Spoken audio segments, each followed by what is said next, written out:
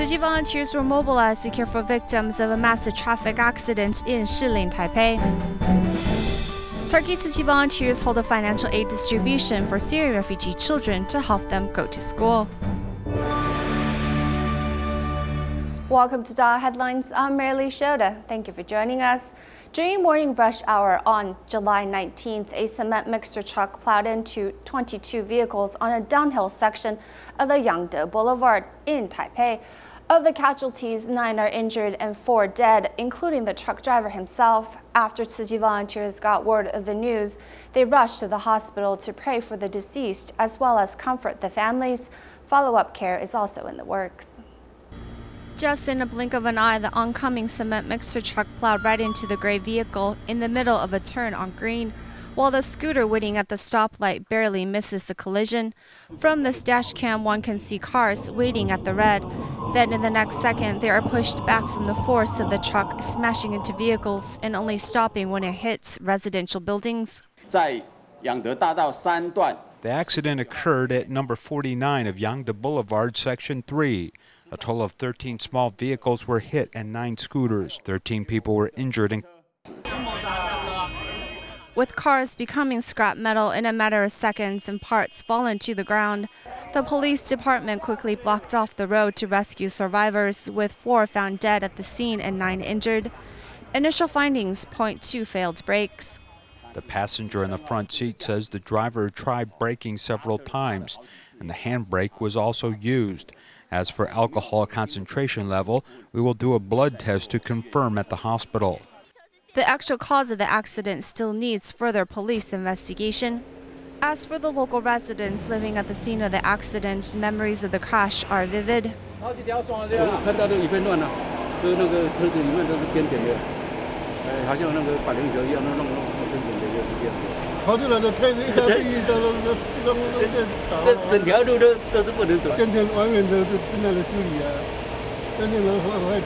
Hearing of the news of the accident, Tzu Chi volunteers immediately mobilized to the scene of the accident and to the different hospitals. We've asked Tzu Chi volunteers to come to the hospital to chant sutras for the deceased.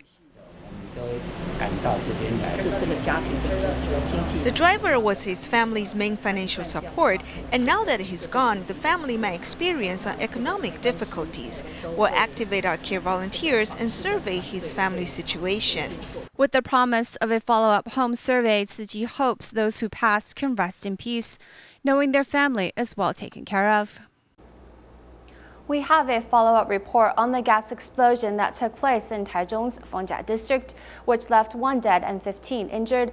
Among the injured patients, 8 of them are still hospitalized. Tzu Chi volunteers continue to care for the injured and calm the anxious minds of the families. After the gas explosion, the owner of the curry restaurant, Mr. Wu, was sent to Taichung Veteran General Hospital. We've applied painkiller and antibiotics. Yesterday we conducted debridement. We will change dressing again today. Mr. Wu suffered 2nd and 3rd degree burns to 85% of his body. Mr. Zhang, who's the owner of the gas shop, is the most severely injured, suffering burns to 90% of his body. Since the 2 patients suffer burns to large areas of their bodies, they're given sleeping pills to help lessen the pain. First we work to save their lives, then we have to consider whether we keep changing dressing or if debridement or graft is needed. After they wake up, we still have to help them recover psychologically. The doctor said since the 2 patients are young, their injuries are not life-threatening. This gas explosion has caused 1 death and injured 15 people, including 6 Fengjia University students. 1 student at Zhongshan Medical University Hospital suffered burns to 30% of his body. Meanwhile, another student at Chengqing Hospital has glacial wounds to his face and limbs. The gas explosion has caused 1 death. 19-year-old Miss Chen, who loves drawing, died in this accident. With divorced parents, Chen moved from Taipei to Taichung to work in the service sector.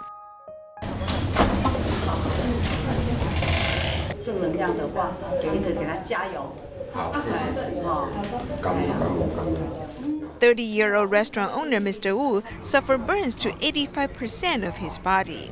我自己还有我还是以儿子为重要啦，先把这一段过渡期，紧的来有法度。爸爸身体健康也最重要的呀。Mr. Wu suffers from nasopharynx cancer, and his son started his business about 3 years ago, supporting the family.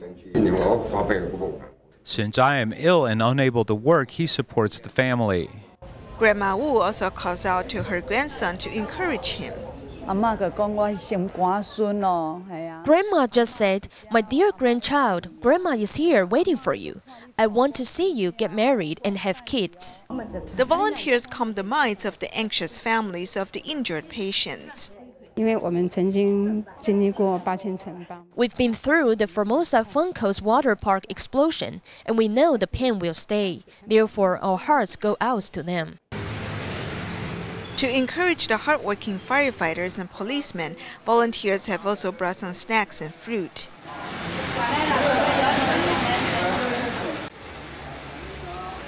Moving our focus to the United States with care for victims of a fire, the recent heat wave and strong winds in California has really not been kind to local residents, as multiple fires, as many as 14, have occurred recently.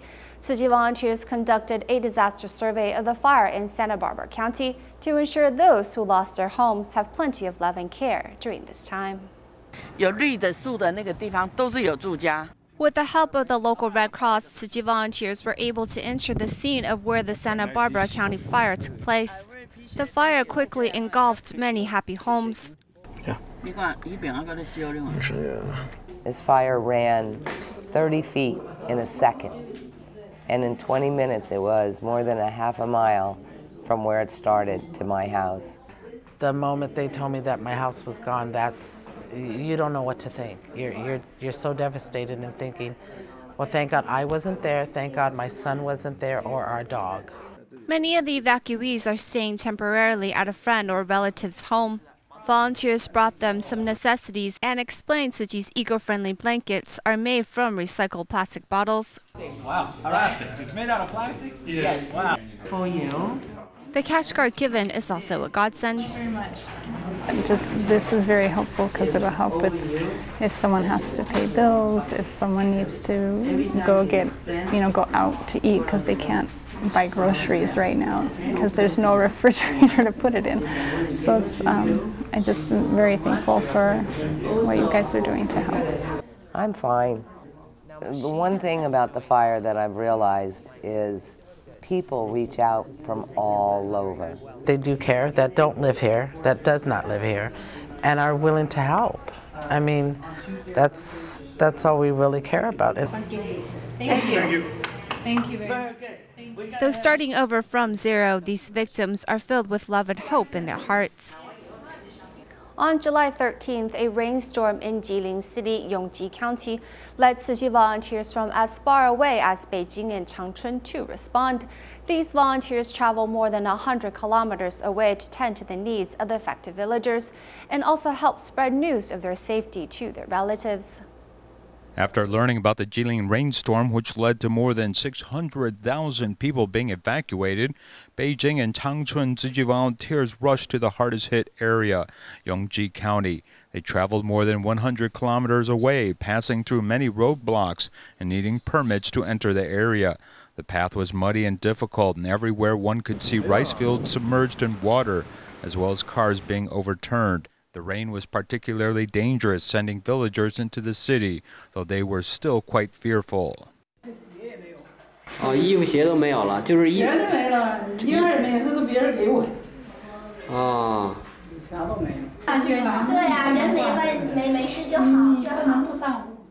The natural disaster has also led many to worry about those in the area. For example, Zhou Hong, who works in Beijing, hasn't been able to make contact with 70-year-old parents. Tzu Chi volunteers on this trip help these families communicate. 您好，我叫陶瑞，我是长春的志工。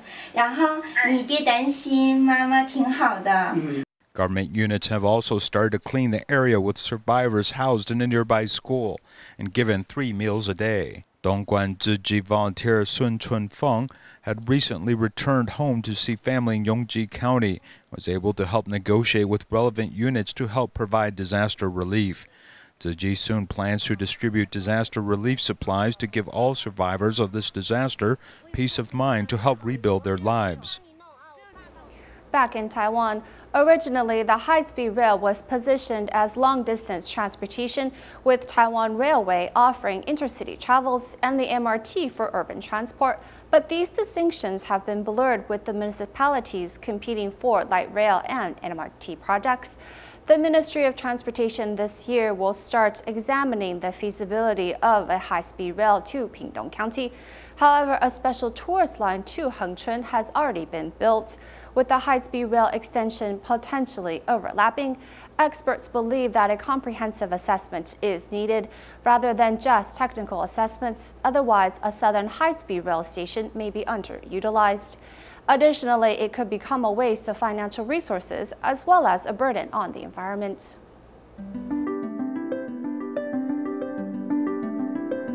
Pingdong County's Kending in southern Taiwan has beautiful coastlines, blue water, and warm sandy beaches.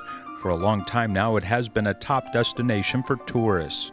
The Ministry of the Interior announced in April 2017 the latest statistics regarding 9 national parks, with Kending National Park having 5.84 million visitors, topping all other parks. 2 years ago, as well as the year before, it achieved a record with more than 8 million visitors. Hengchun has long relied on the provincial Highway 26 for overland transport. Each year, some 350,000 people take the railway to the Fangliao station, and some 319,000 annually take the Kending Express bus, leaving most people to drive their own cars. The Pingdong County government is actively striving to build a high-speed rail station to help battle its problem with traffic. Pingdong is the second largest county following Zhanghua outside the 6 major municipalities. We have a population of 830,000 and should be considered for establishing a station. Evaluation shouldn't only be associated with economic considerations, as fairness between urban and rural areas should also be considered. Traffic will be convenient for us who come from Taipei. We won't have to take the bus for a long time, as we spend about 2 hours traveling from the Kaohsiung airport.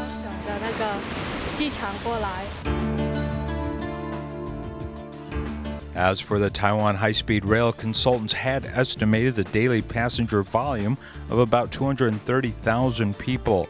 But after opening in 2007 till now, the average daily passenger volume has yet to reach this figure. Even before the high-speed rail thought about extending this line, Taiwan Railway built a special Hengchun sightseeing train. Taiwan Railway's Nanshi Station on the South Link Line has the distinction of seeing the least amount of traffic for many years. However, it foresees many changes as it could become a transfer station. The Hengchun Sightseeing Railway at the start of this year was approved with an emphasis upon being an environmental sightseeing railway. It will extend from Neishi to Fangshan New Station, Fenggang, Chukeng, Haikou, Cecheng, Wuliting, and end at Hengchun Station. It will cover a total length of about 38 kilometers with an estimated cost of $390.5 million, with work complete in 2025. The trip from Neishi to Hengchun will take 67 minutes, and from Kaohsiung's New Zuoying Station, the trip will take 141 minutes, or just 9 minutes slower than the planned extension of the high-speed rail. When considering 2 plans, just build one. Don't waste the government's money. That's too much money. There are a lot of mountain roads, so I think building it would be too hard. The Taiwan high-speed rail has already established new stations in Miaoli, Yunlin, and Zhanghua. Over the past 6 months, passenger volume has yet to reach expectations, with a future plan to extend to Pingdong aside from costs expected to be more than $3.3 billion, with experts warning that increased rider time could have other consequences, such as marginalizing communities in between. Sometimes, if it is too convenient to get to your destination, the communities in the middle won't benefit from tourists passing through. We need to evaluate this and think if it is bad or good. The Taiwan High-Speed Rail confirmed it was evaluating extending its line southward. However, after years of operating at a loss with potential nationalization of the railway in the works, the financial problems may need to be addressed. With this in mind, Pingdong tourism may be just another money pit. And is it really necessary to spend more money to save 9 minutes of travel? Experts say that building regional rail networks costs lots of money and are quite costly to build and operate. Government officials shouldn't be afraid of thinking twice before making a decision.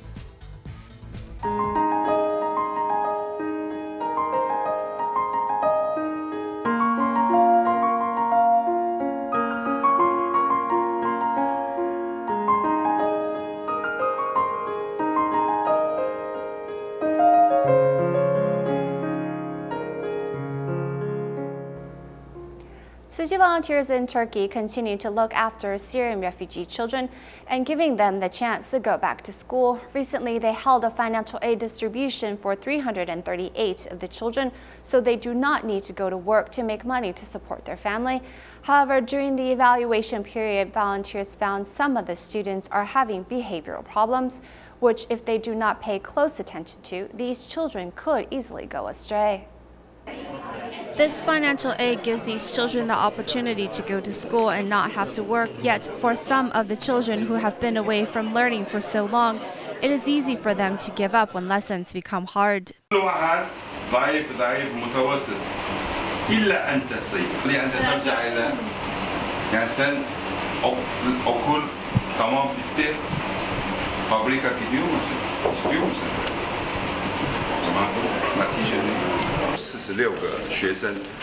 "46 of the students have problems. These might be problems with their schoolwork, but behavior is good, or behavior is problematic and subject's okay, or both are not good."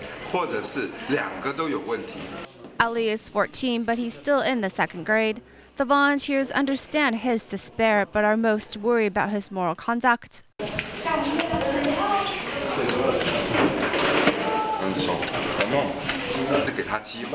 We're giving him one last chance, but our concern is if we don't give him a chance, then kids like him can easily turn out bad, which is later a burden on society. Not giving up on any of the children, Turkey's Tzu Chi volunteers have worked hard to make education easily accessible to these individuals.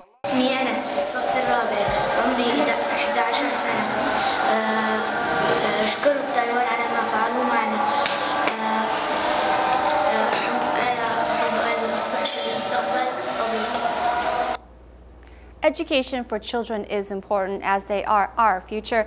In Malaysia, many school libraries have very few books available for the children to check out and read. So Tzu Chi volunteers recently organized a second-hand book drive to bring books to 6 Tamil schools and 1 Chinese school in Malacca. The bookshelves are empty because there are very few books. Students don't read books, so I want to encourage them to read more books as it can improve their reading and writing.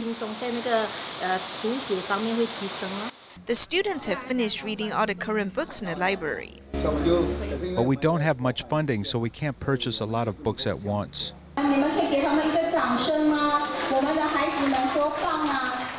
To encourage these students to read, Tzu Chi volunteers appeal to students and parents from various Tzu Chi classes to donate books. We found out many people don't have books to read, so we donate our books to them. It will allow many kids to read good books. This type of book is suitable for the kids and to nurture their interest. If my child likes reading these books, others will too. We should donate them. We learn to give and help those who need it most. The most important lesson is learning to give things away because some of these books are still very new. The first batch of books has arrived at the schools. The love from these book donors will enrich the students' mind. Student ambassadors of Tzu Chi University of Science and Technology are now in Malaysia and Singapore giving performances of children's dramas. Their first show was at the Penang Jingsa Hall. The story of the 5-colored Deer King moved the audience deeply.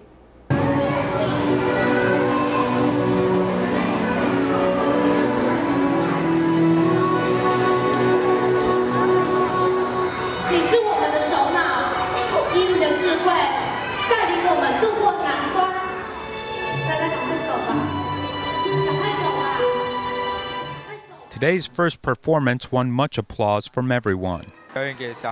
We showed it to children, and when I heard their laughter, my heart turned soft, and I look forward to the following 7 more performances.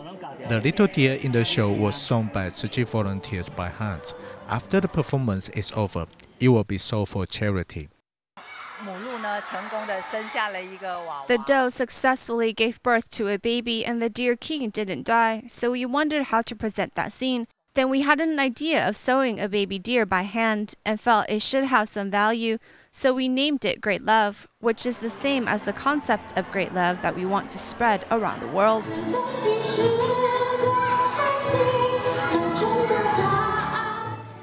The student ambassadors will give 8 performances in total in Malaysia and Singapore, and their first performance is a sign of a good beginning. The Puzang Galang Choir from Taiwan is composed of indigenous children from the Paiwan tribe. Recently, they traveled to Italy to compete on an international platform. Their outstanding performances allowed them to obtain 5 gold and 1 silver medal at the Tzu Music Festival in Rome and Florence.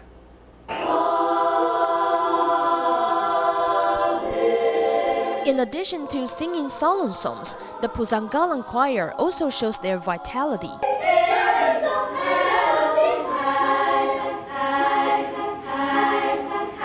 The charm of these Paiwan children has swept Italy. Over the past 16 days, they obtained 5 gold medals and 1 silver medal at 2 music festivals in Rome and Florence. As soon as this girl returns to Taiwan, her mother hugs her tightly. I miss her so much because this is the first time she has been abroad. The parents are their children's top fans, and some of them even made posters to welcome their children returning home. These children overcame the dry climates in Italy to give their best performances. We know that we're not tall enough, but I told these children to showcase the special voice of the Paiwan family and sing it out. Among the children, these 3 students obtained the Best Female Solo Award. When they presented the award, we all felt surprised to win this award. I felt very happy and excited.